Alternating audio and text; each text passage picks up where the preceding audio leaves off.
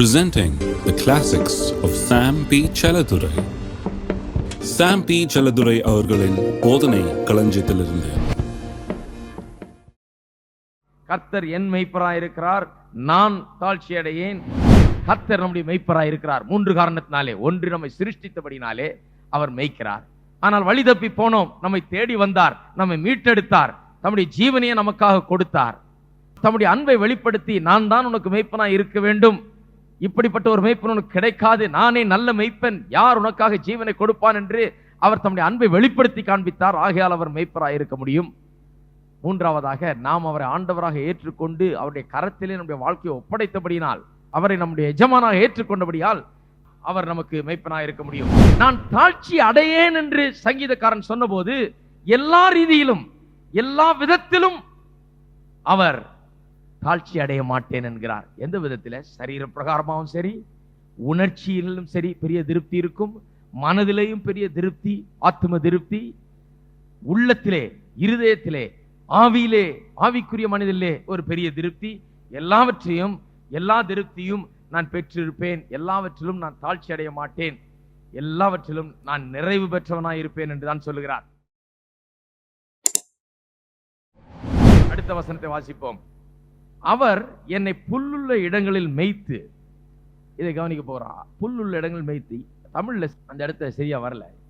He maketh me to lie down in green pastures என்று ஆங்கிலத்தில் வந்திருக்கிறது. உண்மையாகவே மூல பாஷையில அப்படிதான் அது கொடுக்கப்பட்டிருக்கிறது. அதாவது புல்லுள்ள இடங்களில் மேய்க்கிறது மட்டுமல்ல, அங்கே படுத்து ஓய பண்ணுகிறாராம். புல்லுள்ள இடங்களில் மேய்க்கிறதை பற்றி தான் இங்க சொல்லியிருக்கு தமிழ்ல. ஆனால் அதை விட ஆழமான ஒரு அர்த்தத்தோடு அந்த வசனம் சொல்லப்பட்டிருக்கிறது. புல்லுள்ள இடங்களில் மேய்த்து அங்கே படுக்க வைக்கிறார். சொல்லுகிறார்கள், ஆடுகள் சாதாரணமாக அதனுடைய சில தேவைகள் சந்திக்கப்படவில்லை என்றால் அவைகள் படுக்காதாம். ஆடுகளை படுக்க வைக்கிறதுனா ரொம்ப கஷ்டம். உங்களுக்கு புரியும் நினைக்கிறேன். குழந்தைங்களை படுக்க வைக்கிறதுனால கொஞ்சம் கஷ்டம் தான் இல்லையா? சில தேவைகள் சந்திக்கப்பட வேண்டும். சில அடிப்படை தேவைகள் சந்திக்கப்படவில்லை என்றால் ஆடுகள் படுக்காதான். படுக்க வைக்கிறதுனா ரொம்ப கஷ்டம். மேய்ப்பர்கள் சொல்லுகிறார்கள், அது படுக்க வைக்கிறதுனா பெரும்பாடு. அதுக்கு சில காரியங்கள்லாம் கரெக்டா பண்ணாதான் அது ஒழுங்கா படுக்கும், இல்லைன்னா படுக்கவே படுக்காது. மனிதர்களும் அப்படிதான். மனிதர்களுக்கும் ஒரு இளைப்பாறுதல், ஒரு நிம்மதி ஏற்படாது. சில காரியங்கள் சந்திக்கப்படவில்லை என்றால், சில தேவைகள் சந்திக்கப்படவில்லை என்றால் அவர்களுக்கு தூக்கம் வராது, நிம்மதி இராது, அவர்களுக்கு எதுவும் செய்ய முடியாது. நிம்மதியற்ற கலக்கம் அடைந்த வாழ்க்கையாக அது இருக்கும். அது என்ன தேவைகள் சந்திக்கப்பட வேண்டும்? 4 முக்கியமான தேவைகள் சந்திக்கப்பட வேண்டும். ஒன்று, அந்த ஆட்டுக்கு எல்லா பயமும் நீங்க வேண்டும். எல்லா விதமான பயமும் அதற்கு நீங்க வேண்டும். படுத்து ஆடு தூங்க வேண்டும் என்றால் பயமே இருக்கக்கூடாது. அதுக்கு அந்த பயத்தை நீக்கும் விதத்தில் மேய்ப்பன் ஏதாவது ஒன்றை செய்ய வேண்டும். அந்த பயம் தேவையில்லை என்கிற உறுதியை அந்த ஆட்டுக்கு மேய்ப்பன் அளிக்க வேண்டும். பயப்படாத தூங்கு, நான் பார்த்துக்கிறேன் அந்த உறுதி அந்த ஆட்டுக்கு இருக்க வேண்டும். அப்பொழுதுதான் அது படுக்கும்.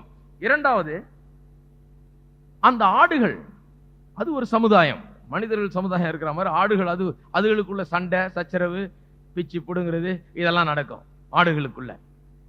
இந்த ஆடுகளுக்குள்ள சச்சரவுகள், பகைகள், விரோதங்கள் இப்படி இருக்கும்போது, சண்டைகள் இருக்கும்போது, இந்த சண்டை தீர்க்கப்படாவிட்டால், இந்த ஆடுகளுக்குள்ளே இருக்கிற தகராறுகள் தீர்க்கப்படாவிட்டால் அவைகள் நிம்மதியா படுத்து தூங்காதான். அது என்ன பண்ணிடும், இது என்ன பண்ணிடும், அதை பார்த்துக்கிட்டே இருக்கும். எந்திரிச்சு நின்றுக்கும், அப்பப்ப எந்திரிச்சு நின்று தலையாட்டிக்கிட்டு உடம்பாட்டிக்கிட்டு நின்றுட்டு இருக்கும். ஏன்னா இதுக்கு தகராறு இருக்குது, மற்ற ஆடுகளோட தகராறு இருக்கு. இந்த மற்ற ஆடுகளோடு இருக்க தகராறும் தீர்த்து வைக்கப்பட வேண்டும், அந்த சச்சரவும் தீர்த்து வைக்கப்பட வேண்டும். மூன்றாவது, அதற்கு மற்ற கிருமிகள், ஃபிளைஸ், பாரசைட்ஸ் போன்றவைகள், அதாவது கிருமிகள், பூச்சிகள் அதை தொந்தரவு செய்யும், அதன் ரோமத்தை தொந்தரவு செய்யும் பலவிதமான காரியங்கள், தூங்க விடாமற் பண்ணும் பல தொல்லைகள், அவைகளெல்லாம் நீங்க வேண்டும். அவைகளெல்லாம் நீங்கி அதிலிருந்து இந்த ஆடுகள் பாதுகாப்பா இருக்கக்கூடிய ஒரு இடத்திற்கு அது கொண்டு செல்லப்பட்டு வைத்தால் தான் அது படுக்கும். இந்த பூச்சி கீச்சி வந்து அதை தொந்தரவு பண்ணிட்டு இருந்துச்சுன்னா தூங்காதான்.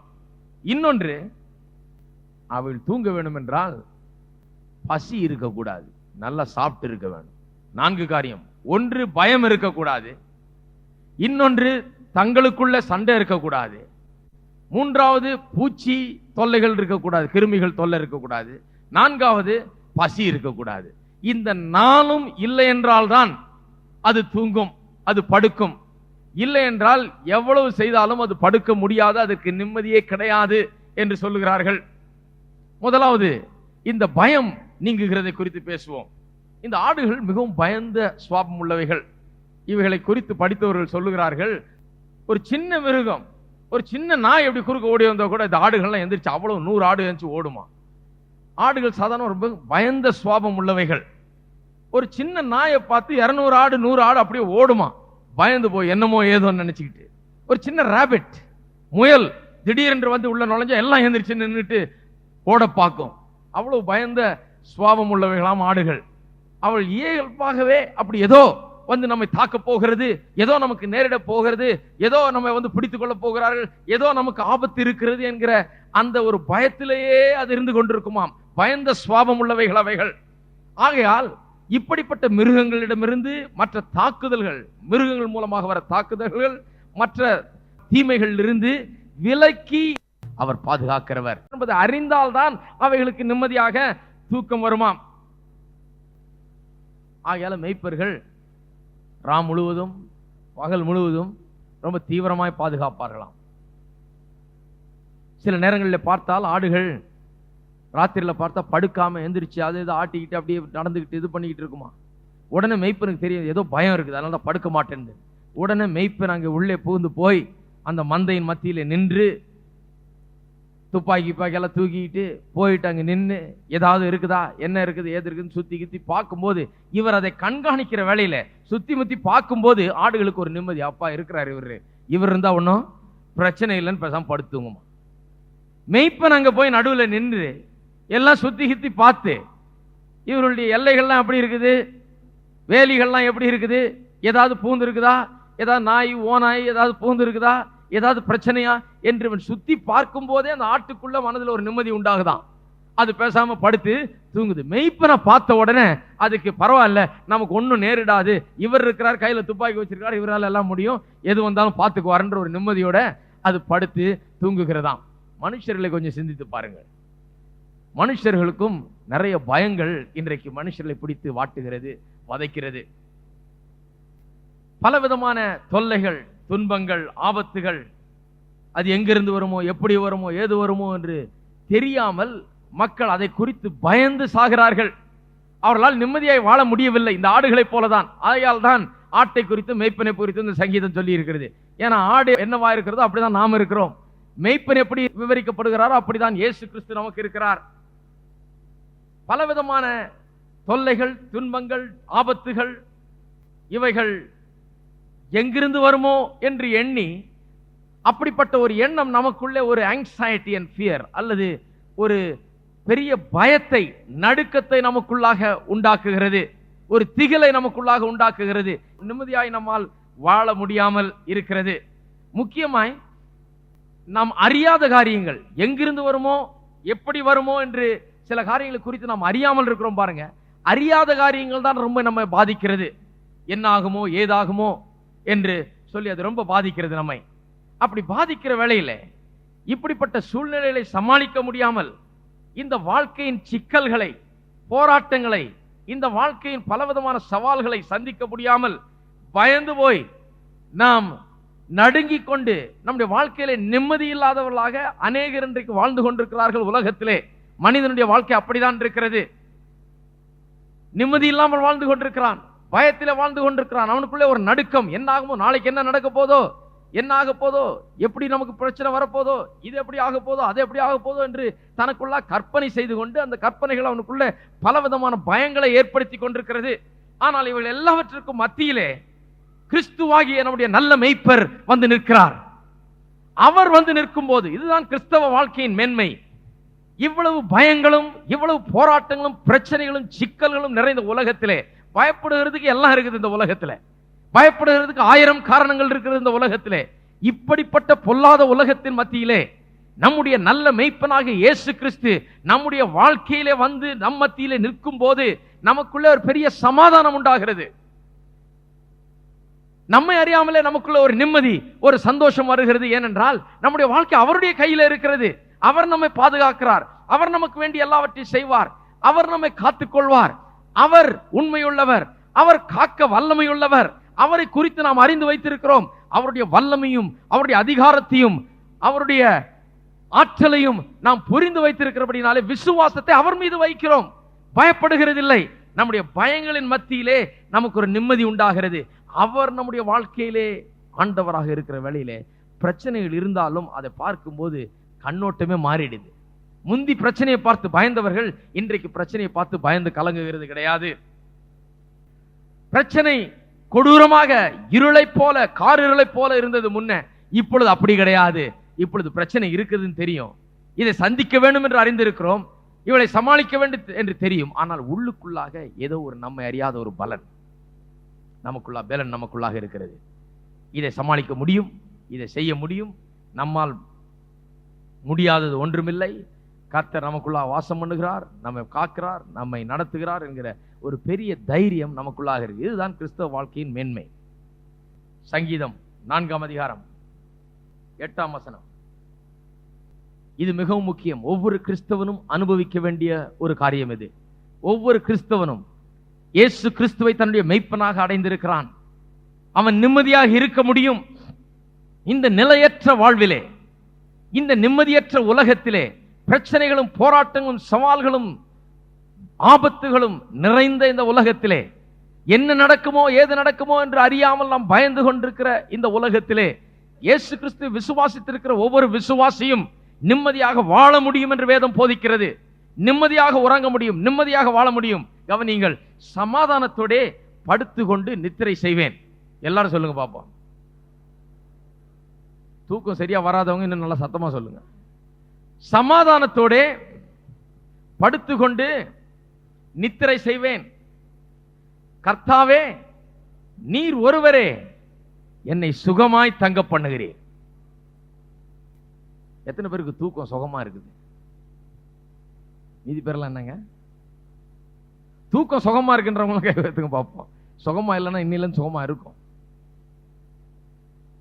இயேசு கிறிஸ்துவாகிய நம்முடைய மெய்ப்பரை அறிந்திருக்கும் போது, அவர் எப்படிப்பட்டவர் என்பதை அறிந்திருக்கும் போது, தம்முடைய ஜீவனை கொடுத்து நம்மை காக்கிறவர் அவர்.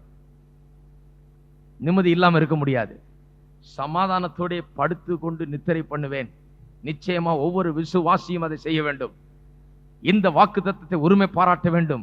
நிம்மதி இல்லாமல் பயந்து கொண்டு நடுங்கிக் கொண்டு திகில் நிறைந்தவர்களாய் பீதியிலே வாழ்கிறவர்களாய் இருக்கக்கூடாது.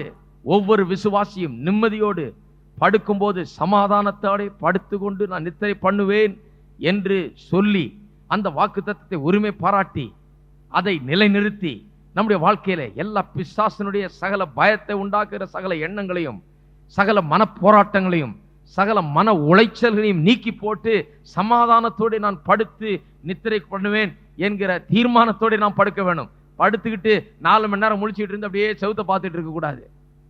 அது கர்த்தருடைய பிள்ளைகளுக்காக வைக்கப்பட்டிருக்கிற காரியம் இல்லை. கர்த்தருடைய பிள்ளைகள் நிம்மதியாக நித்திரை செய்ய வேண்டும். ஏன்? கர்த்தர் ஒருவரே நம்மை சுகமாய் தங்க பண்ணுகிறவர். அந்த நித்திரையை அருமையானதாக ஆக்கி வைக்கிறவர் அவர். அருமையானதாக ஆக்கி தருகிறவர் அவர். 2 தீமோத்தேயு 1:7 சொல்லப்பட்டிருக்குது. தேவன் நமக்கு பயத்தின் ஆவியை கொடாமல் அன்பும் பலமும் தெளிந்த புத்தியும் உள்ள ஆவியை கொடுத்திருக்கிறார். அன்பும் பலனும் தெளிந்த புத்தியும் உள்ள ஆவியை நமக்கு கொடுத்திருக்கிறார். பயம் உள்ள ஆவியை நமக்கு தரவில்லை. கர்த்தரிடத்திலிருந்து வருகிறதில்லை இந்த பயங்கள். எப்படி வாழ்கிறோம் நாம்? இயேசு நமக்கு ஆண்டவராய் இருக்கிறபடியால், அவர் நம்முடைய மெய்ப்பராய் இருக்கிறபடியால் நாம் தாழ்ச்சி அடைய மாட்டோம். பல விதங்களிலே நாம் தாழ்ச்சி அடைய மாட்டோம். எல்லா விதத்திலையும் ஒரு தாழ்ச்சியும் நமக்கு ஏற்படாது. இந்த விதத்திலே கூட நாம் குறைவுபட மாட்டோம். நிச்சயமாக கர்த்தர் நம்மை சுகமாய் தங்க பண்ணுவார். நிம்மதியான வாழ்க்கையை நமக்கு அளிப்பார். கிறிஸ்துவிலே தான் அது இருக்கிறது. கிறிஸ்துவுக்கு வெளியாக கிடையாது. கிறிஸ்துவிலே தான் இது இருக்கிறது. மெய்ப்பன் எங்க வந்து நிற்கிறார்? மெய்ப்பனை கண்டவுடன் தான் ஆடுகளுக்கு ஒரு சமாதானம் வருகிறது. மெய்ப்பனுடைய பிரசன்னத்தை உணர்வதன் மூலமாக தான் ஆடுகளுக்கு சமாதானம் வருகிறது. அதுபோலவே கிறிஸ்துவனுடைய பிரசன்னத்தை நாம் உணரும் போது, அவருடைய பிரசன்னத்தில் நாம் ஜீவிக்கும் போது தான் சமாதானம் நமக்கு இருக்கிறது. இந்த இடத்துக்கு வருகிறோம், பாடல்களை பாடுகிறோம், வசனத்தை கேட்கிறோம்.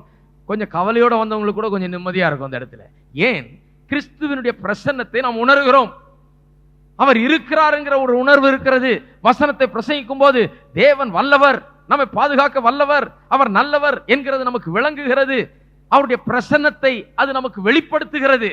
அவருடைய பிரசன்னம் நமக்கு விளங்குகிற போது, அவர் இருக்கிறார் என்கிற உள்ளான அறிவு, ஒரு உணர்வு நமக்குள்ளாக இருக்கும் போது அதிலேதான் சமாதானம் வருகிறது. எப்படி வாழ்கிறோம் நாம்? ஒவ்வொரு நாளும் அவர் நம்மோடு கூட இருக்கிறேன் என்று சொல்லி இருக்கிறார். நான் உன்னை விட்டு விலகுவதும் இல்லை, உன்னை கைவிடுவதும் இல்லை என்று சொல்லி இருக்கிறார். எத்தனை பேர் விசுவாசிக்கிறீங்க? கைவிடுறதே கிடையாது. அவர் இல்லைன்னு நாம் நினைக்கிற நேரத்தில் கூட அவர் இருக்கிறார். அவர் பாதுகாக்கிறவர். அவர் நம்ம ஒருபோதும் விட்டு விலகுகிறதும் இல்லை, கைவிடுகிறதும் இல்லை. ஒன்று, பயங்கள் நீங்க வேண்டும். பயங்கள் எப்படி நீங்குகிறது? மெய்ப்பன் வந்து நின்ன பிறகுதான் பயம் நீங்குது ஆடுக்கு. நமக்கு எப்படி பயம் நீங்குகிறது? இயேசு நம்முடைய வாழ்க்கையில வர வேண்டும் முதலாவது. அதன் பிறகு அவர் இருக்கிறார் என்கிற உணர்விலே நாம் வாழ வேண்டும். அவரை துதித்து, அவரை ஸ்தோத்தரித்து, அவருடைய வார்த்தையை வாசித்து, அவர் இருக்கிறார் என்கிற அந்த உணர்வை நாம் வளர்த்து கொள்ள வேண்டும். அவர் எப்போதும் என்னோடு கூட இருக்கிறார் என்று நினைத்துக் கொண்டிருக்கும் போது பயமே இல்லை. அவர் நம்மை சுகமாய் தங்க பண்ணுகிறார். நாம் நித்திரை அடைகிறோம், நல்ல நித்திரை நமக்கு உண்டாகிறது, நாம் நன்றாக இளைப்பாறுகிறோம். அதைத்தான் நம்முடைய மேய்ப்பர் செய்ய விரும்புகிறார். அவர் அமர்ந்த தண்ணீர்கள் அண்டையிலே கொண்டு போய் விடுகிறார். என்னை புல்லுள்ள இடங்களில் மேய்க்கிறார், மேய்த்து என்னை படுத்து உறங்க பண்ணுகிறார் என்று சொல்லி இருக்கிறது. நிம்மதியான ஒரு வாழ்க்கையை அது எடுத்து காண்பிக்கிறது. சகல விதமான பயங்கள், மனதின் தேவைகள், இவைகள்லாம் பயம் மனதை வந்து வாட்டுகிறது. மனதிலே அது ஒரு பெரிய போராட்டமாக வெடிக்கிறது. இந்த மனதின் தேவைகள் சந்திக்கப்பட வேண்டும், பயங்கள் நீங்க வேண்டும். அதை கிறிஸ்து ஒருவர் மட்டுமே சரியாய் பண்ணவா.